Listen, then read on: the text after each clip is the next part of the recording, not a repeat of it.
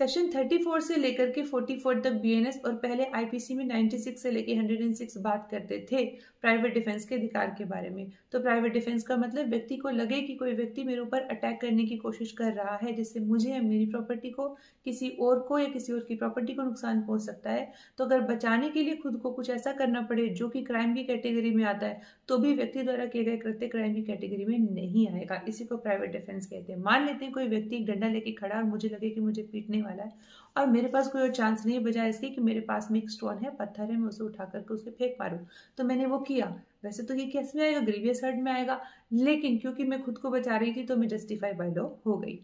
तो यहाँ ध्यान रखना है कुछ लिमिटेशन के साथ में आता है।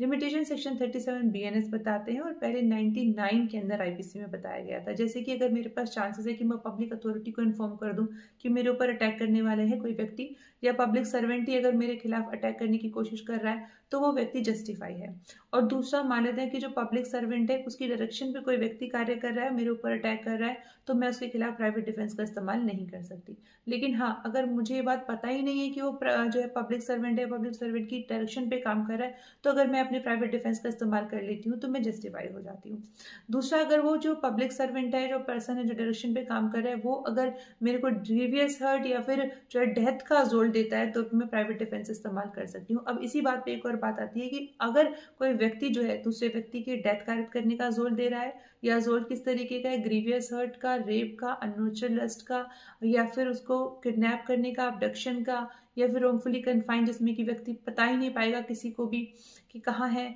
और इसके अलावा एसिड फेंकने का अगर रिजल्ट हो रहा है, तो यहाँ पर किए गए कृत्य के खिलाफ व्यक्ति अगर कुछ करता है जिससे डेथ हो जाती है तो व्यक्ति के द्वारा किए गए कृत्य प्राइवेट डिफेंस में जस्टिफाई हो जाएगा। इस तरीके से प्रॉपर्टी के केस में अगर रॉबरी हो रही है, house trespass after sunset before sunrise हो रहा है, मिसचीफ हो रहा है वो भी एक्सप्लोसिव सब्सटेंस से, या फिर चोरी हो रही है, या फिर अगर मिसचीफ हो रहा है जिसमें कि डेथ का चांस रहता है, ग्रीवियस हर्ट का चांस रहता है, तो व्यक्ति के द्वारा किए गए कृत्य जस्टिफाई बाय लॉ हो जाएगा।